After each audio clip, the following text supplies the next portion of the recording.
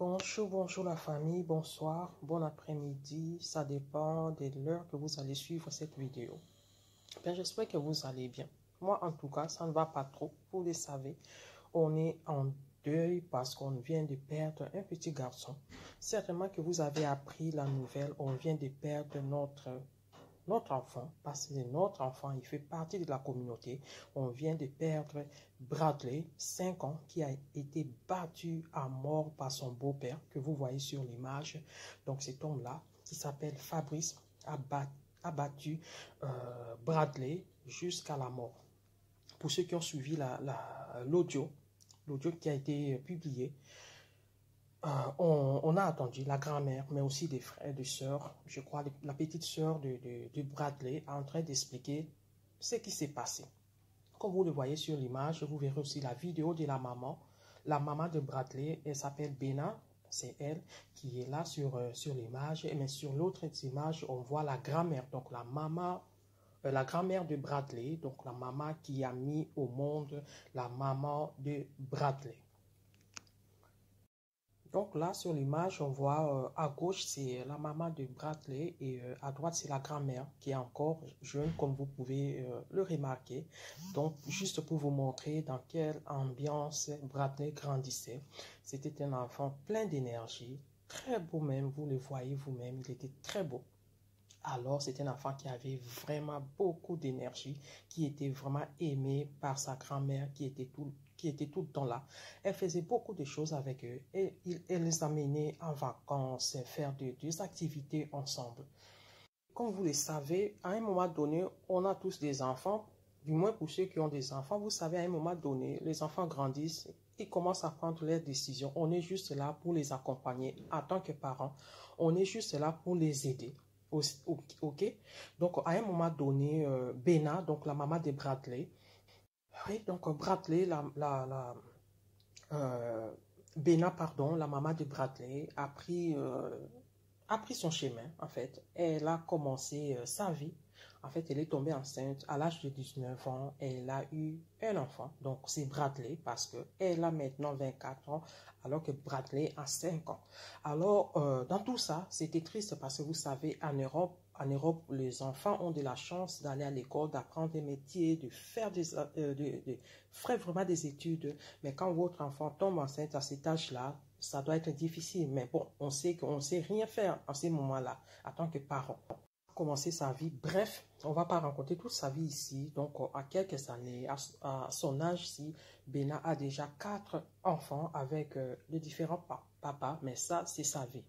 On la laisse comme ça. Chacun a sa façon, sa façon de mener sa vie. Donc, on ne va pas rentrer vraiment profondément dans sa vie. C'est sa vie. Donc, à la fin, il faut déjà savoir que Bena ne vit pas ici en Belgique.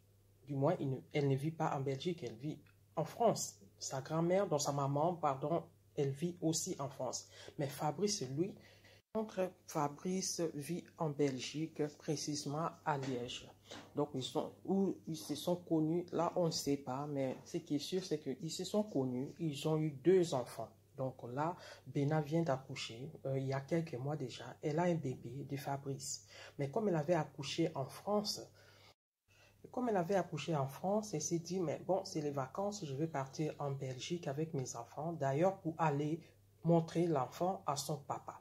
La grand-mère avait dit, Bena, c'est pas nécessaire, laisse-moi les enfants, je vais aller aussi en vacances, comme je le fais souvent, comme la grand-mère a l'habitude de le faire. Elle amène souvent ses petits-enfants en vacances et tout, leur donner des cadeaux. Donc, elle a dit à Bena, donne-moi les enfants, moi je vais aller en France. Si tu veux aller chez ton copain, pas de souci, mais laisse-moi les enfants, je vais aller avec eux en vacances.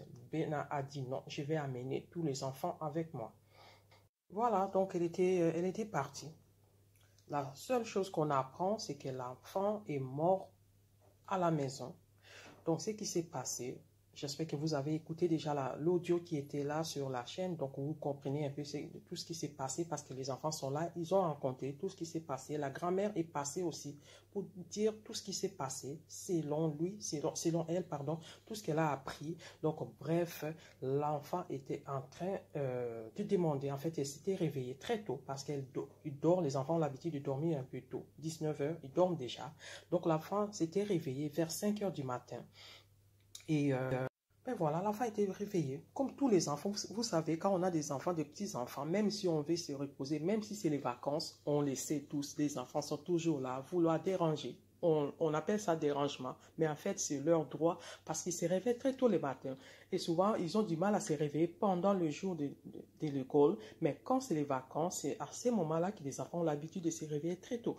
Donc, dans ce cas-ci, l'enfant avait toujours l'habitude de se réveiller un peu tôt, et donc il est allé demander, d'abord pour demander quelque chose, mais là, il est allé juste dire bonjour. Il s'est levé pour aller dire bonjour papa, bonjour maman. Le papa s'est fâché parce qu'il faisait encore tôt, hein? C'était 5 h du matin. Donc le papa dit, retourne dans ta chambre, va dormir, c'est encore tôt. Donc l'enfant est retourné directement dans sa chambre. Il est resté dans sa chambre jusqu'à 9 h du matin. Il s'est réveillé encore. Papa et maman étaient toujours dans la chambre. Donc, quand l'enfant est retourné vers 9 h pour frapper à la porte et demander « Bonjour maman », justement, c'est une façon pour l'enfant pour dire que j'ai faim. Peut-être je vais regarder la télévision, peut-être je veux une tablette, je veux jouer, des choses comme ça. Donc, ça a énervé Fabrice, donc le beau-père. Il s'est levé, il a frappé l'enfant. Selon les informations, il a commencé à frapper l'enfant au ventre, en donnant des coups au ventre. Donc, il a donné des coups. Comme ça, il commençait à frapper. Il y avait d'autres enfants qui étaient là parce qu'il a beaucoup d'enfants, hein, Fabrice. L'enfant était là, donc lui, il frappait. Il a amené même Bradley jusqu'au jardin. Il a continué de frapper. Donc, l'enfant a perdu connaissance à ce moment-là. Donc, il était paniqué. Ça, c'est selon les informations qu'ils ont données, que la famille a livrées. Quand l'enfant a perdu connaissance, chose grave, le papa, il était là, la maman était là et la première femme de Fabrice était là aussi. En fait, ils ont un ménage à 3. Donc, la première femme est là. Bena, donc la maman de Bradley, est là aussi. Donc, ils dorment à 3. J'espère que vous comprenez un peu la situation. Donc, ils ont un ménage à 3. Donc, la première femme est là aussi, qui a aussi ses enfants. Les enfants qu'il a eu avec Fabrice et Bena qui a quitté la France pour les vacances, elle laissée aussi qu'elle est là comme deuxième femme à son âge, à 24 ans. Elle est là à vivre un ménage à 3. Donc, elle dormait à la même place. Donc, quand Fabrice était là en train de frapper l'enfant, Bena était là dans la maison. L'autre femme aussi était là dans la maison. Quand ils ont vu que l'enfant avait perdu connaissance, donc, quand ils ont vu que l'enfant avait perdu connaissance, donc ils ont cherché par tous les moyens. Donc, ce qu'ils ont fait, donc la première femme, comme elle sait conduire, donc c'est elle qui a amené l'enfant avec Fabrice à l'hôpital. Pendant ce temps, la maman de Bradley, donc Bena, elle était là dans la maison parce qu'elle ne pouvait pas sortir. Elle a un bébé qui a encore 3-4 mois maintenant. Donc, elle est là. Elle est restée avec les autres enfants pendant ce temps. L'autre femme et Fabrice étaient partis C'était parti à l'hôpital, mais ils ont attendu parce que quand ils ont vu que l'enfant ne respirait plus, l'enfant ne bougeait plus, ils ont jeté de l'eau, ils ont commencé à jeter de l'eau, espérant que l'enfant va se réveiller. L'enfant ne se réveillait pas. À un moment donné, ils ne savaient plus quoi faire, donc ils ont décidé d'amener l'enfant à l'hôpital. Mais c'était déjà trop tard parce que l'enfant était déjà mort à la maison. Ils sont arrivés là-bas à l'hôpital, c'était juste pour constater que le médecin constate que c'était déjà trop tard. L'enfant était déjà décédé depuis. Donc, le médecin n'a fait que constater que l'enfant était mort. Et vous savez, dans ces cas-ci, quand un enfant meurt à cet âge-là, il y a toujours des recherches qui doivent être faites pour savoir pourquoi et comment l'enfant est mort. Jusqu'à maintenant, au moment où nous parlons, parce que l'enfant est mort depuis le 2 août, donc ça veut dire ça fait plus d'une semaine que l'enfant est toujours à la morgue parce que les médecins ont demandé beaucoup plus d'examens, d'autopsie, pardon. Ils vont faire l'autopsie pour savoir qu'est-ce qui s'est passé réellement avec l'enfant. Parce que ce qu'ils savent, c'est que l'enfant a eu un coup à la tête. C'est ça, en fait. Le coup que l'enfant a reçu, c'est ça qui l'a amené à la mort. Bref, il faut savoir que tout est entre la main de la justice. Donc la justice est là. Ils vont faire tout ce qu'ils peuvent. Mais ce qui est sûr, c'est que Fabrice est arrêté. Il est aux arrêts parce que les choses se disent en fait. Les langues se délient parce que les gens avaient peur. Parce qu'on s'est demandé depuis le 2 comment vous avez gardé tout ça pour vous sans même informer la communauté. Et les raisons sont simples. Les gens ont parlé. Les gens peuvent maintenant parler. Voilà, les langues se sont déliées, les gens peuvent parler parce que Fabrice est aux arrêts, parce qu'il fait peur. Il fait peur, c'est quelqu'un de vantard, pardon, c'est quelqu'un d'orgueilleux, c'est quelqu'un qui prend du chanvre, vous savez, de la drogue et tout. Donc il ne fait rien, il ne travaille pas, selon les informations. Donc il ne vit que comme ça, en menaçant la maman, donc Bena, la maman de Bradley. Donc tout l'argent que cette dame, cette petite fille, l'argent que Bena a pour ses enfants, l'argent des CAF pour des gens qui vivent en France, vous le savez, l'argent qu'on donne aux enfants et tout, c'est pour Fabrice que vous voyez sur l'image. Donc, il est tout le temps là à répondre, à prendre l'argent, à vérifier si l'argent est versé dans le compte. Il veut le récupérer à chaque fois. Chaque mois, il doit vérifier. Il vérifie et répond l'argent. Imaginez que Bena, c'est une maman de 4 enfants. Bien qu'elle soit encore jeune, elle ne peut pas gérer son argent. Donc, tout l'argent appartient à Fabrice. Sinon, Fabrice est là tout le temps. Fabrice est tout le temps là en train de menacer Bena, la maman de Bradley. Tu me donnes de l'argent, sinon je vais te quitter. Et Bena aussi, de l'autre côté, elle est influençable. Elle est comme ça. Quand elle aime vraiment, elle se donne à 100%. C'est comme ça. Donc, quand l'argent sort, l'argent des enfants, c'est pour donner à cet homme irresponsable, à ces Fabrice-là. Donc, c'est toujours comme ça. Les gens qui les connaissent l'ont répété. Il y a des différentes personnes qui savent que Bena est vraiment naïf et influençable. Donc, bref, pour l'histoire, c'est vraiment ça. Donc, les ménages à trois, un homme dominant, un homme qui est là à gérer 2 femmes à la fois, il est tellement agressif qu'il y a même des victimes de Fabrice qui sont là, mais ont peur de parler. Pourquoi je dis ça? Parce que, comme je vous ai dit, les gens avaient peur de parler. Les gens ont entendu que Fabrice soit arrêté pour venir parler sur les réseaux sociaux, dénoncer ce qui s'est passé, parce qu'ils savaient.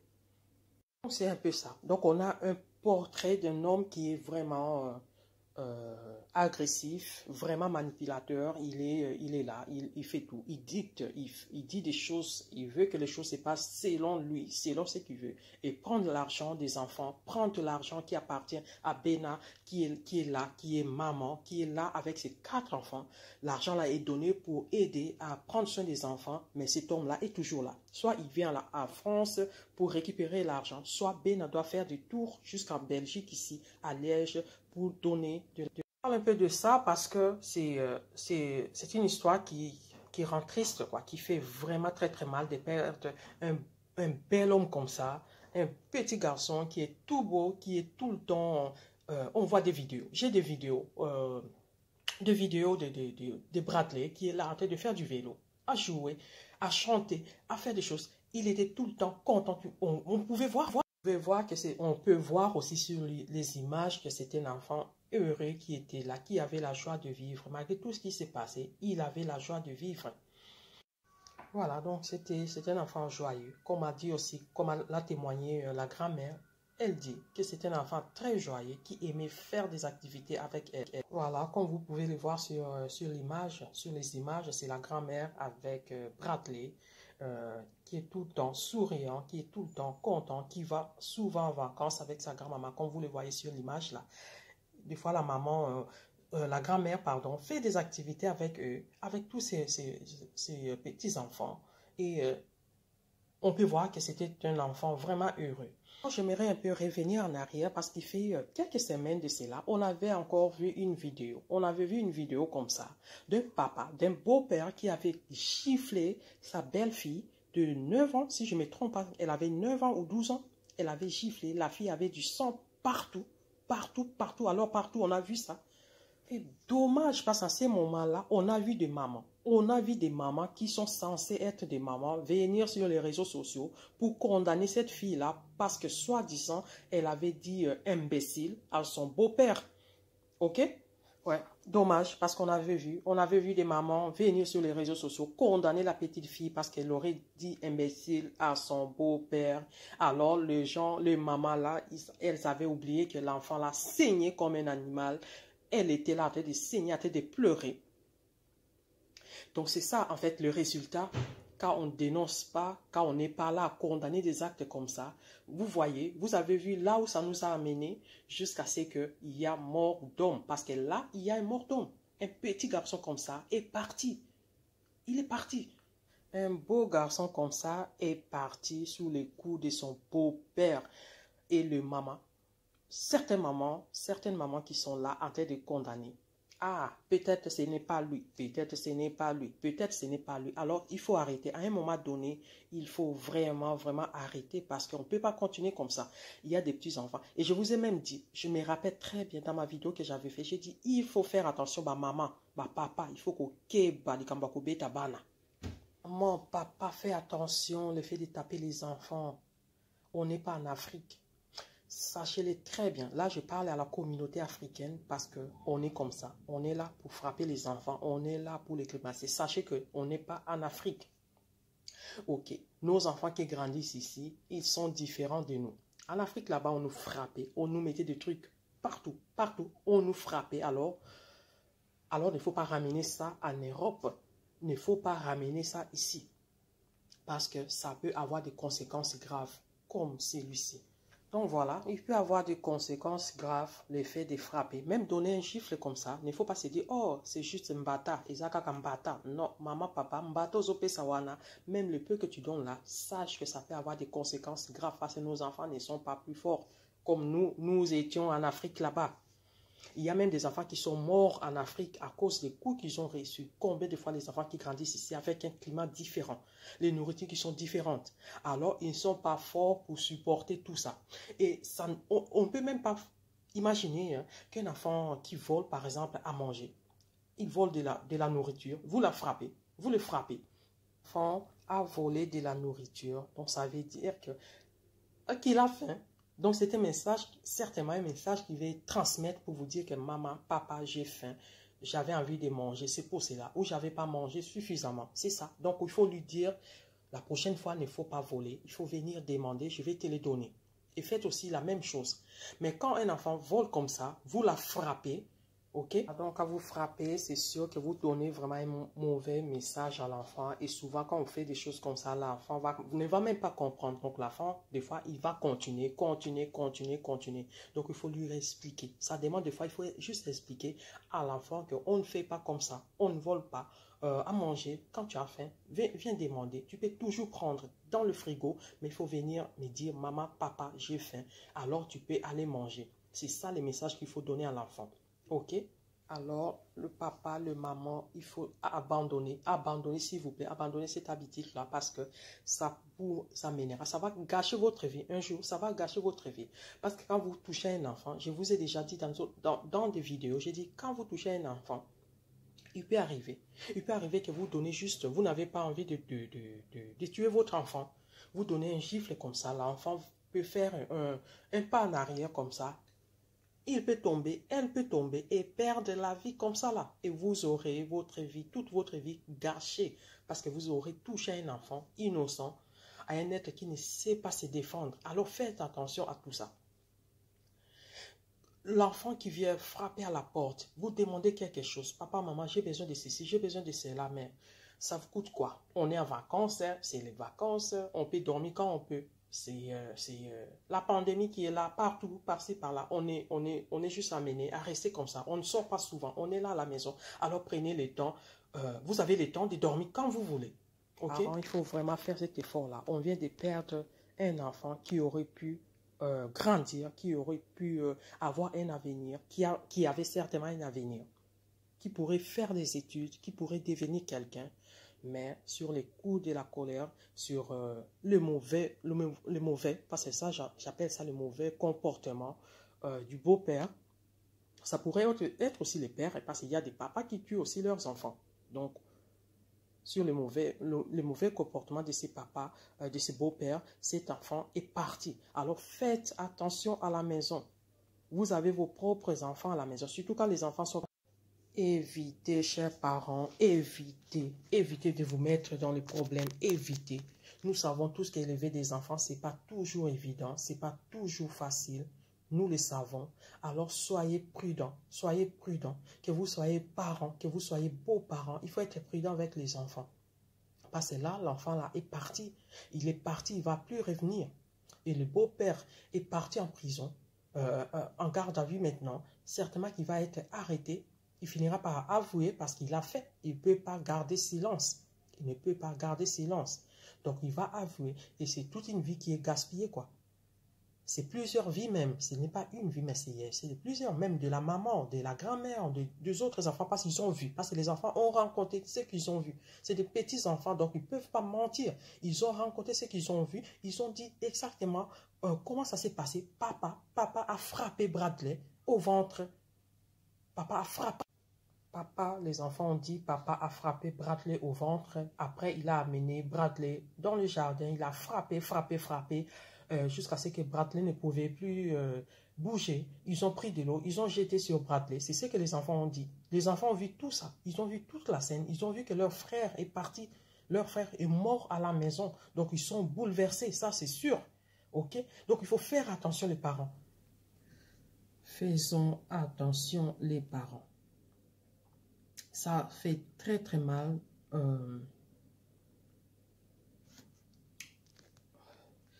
Ça fait très, très mal de voir la grand-mère, d'attendre la grand-mère pleurer comme ça, pleurer et n'arriver même pas à parler. Ça fait très mal. On voit vraiment qu'elle était là pour ses petits-enfants. Elle faisait des activités avec eux. Elle était contente de les avoir. Malgré, elle a conseillé plusieurs fois à sa fille d'abandonner ces garçons. Parce que ces garçons même, Fabrice l'a injuré. Donc, a injuré la grand-mère plusieurs fois même.